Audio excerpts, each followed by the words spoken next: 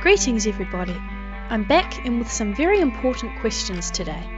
I don't know how much everyone's been keeping up with the news of late, but there have been some very serious articles and events going on, with some very serious issues being presented as well. Naturally in this very serious time, I deem it only fitting that we have a bit more of a look into a few deeper topics today, so I have browsed Yahoo Answers in a bid to reach some of our most deepest and most profound questionings of the universe. These questions are so vital and important though, I feel we should probably just get into them, without much further business here, with our first question being, how does one smuggle a bear into a castle?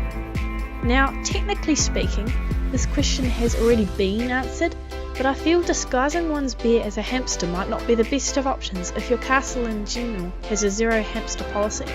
You know, because of fleas or the plague or whatnot. And also in cases where postage and giant wooden horses might not be readily available, I think our best option is to have one's bear close by. Posting a bear in an A4 envelope with sufficient stamps and packaging might be all fine and dandy if you know 100% said postage system can be relied upon. But what if you've just gotten married? What if you're storming the castle and are planning an uprising? I don't know about you personally, but I just feel like it's the best thing to keep your things most important to you close by. So, here is what I suggest.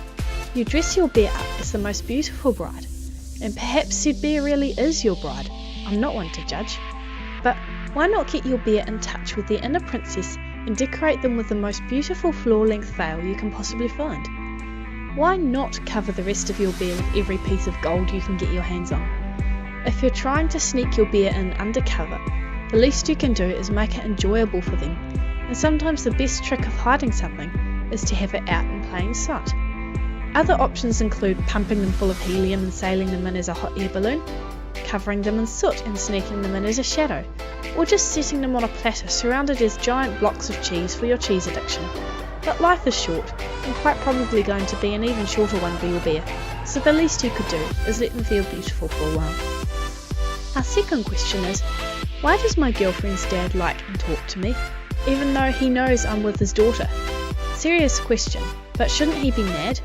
We're both 19 and been dating for about a year now. From day one, her dad has respected me and made me welcome. But why? Because he must always know what we're doing, right? And my answer is, why is it his business? It shouldn't come as a surprise for fathers to respect their children's choices in life. What sort of parent are you if you can't even respect your adult children, let alone accept that individuals with perfectly valid identities and personalities can make their own choices in life? If you're good enough that his daughter loves you, then you're good enough to be deserving of his basic respect. Any parent who resents the fact that they cannot control their children's lives to the tiniest little detail are only going to end up isolated and missing out. People grow up and move on, and it kind of pays to treat people as, actual people if you want to remain an active point in their lives. Moving on to our next question. What does it mean when someone's eyes turn black? It usually happens in horror movies or scary stories. What does it mean, or what is it supposed to be, causing the person's eyes to turn completely black? Always wondered this. Thanks. Well, it's a common saying that a person's eyes are the windows to their soul. In Western society, we see black as a more darker, edgy sort of colour, sometimes with connotations to negativity or evil depending on context.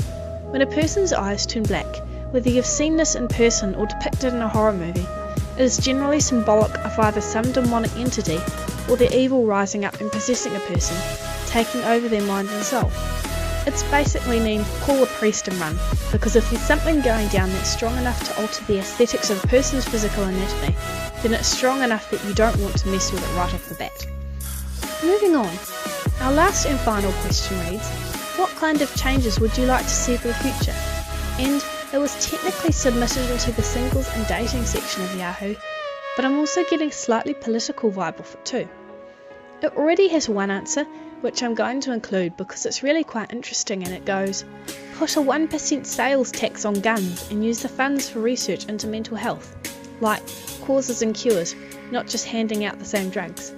For the far future, I want to see asteroids pitched into Mars so it will become large enough to hold an atmosphere, and Stellaria placed in orbit around Venus to begin cooling it off. And I personally think that's a pretty cool goal to be having. What about you? I personally would like to see more of a gap closed between the differences of rich and poor.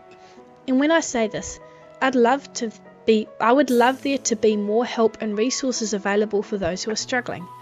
More jobs, more higher paying jobs that actually compensate for your time that isn't in a way completely disrespectful. I mean, come on. There are caregivers in rest homes providing life to our old ones. They go out of their way to make sure our loved ones are well and safe, sometimes working way over the hours they've been paid for, because if they go home, there won't be enough people there. These people are only getting paid minimum wage, or not much more so, and sometimes walk around with actual bite marks and bruises on them because someone's aunt decided she'd had enough of being looked after and actually has dementia, a symptom of which can be outbursts of physical violence. Some other changes I'd like to see would be more responsibility towards nature and our environment. More trees, more community gardens, and also more people being decent to each other too. I could probably rattle on and on about the different changes I'd like to see happen in the future, but I feel like I've already said enough here. Let me know though what changes you'd like to see too though. Until next time however, ciao!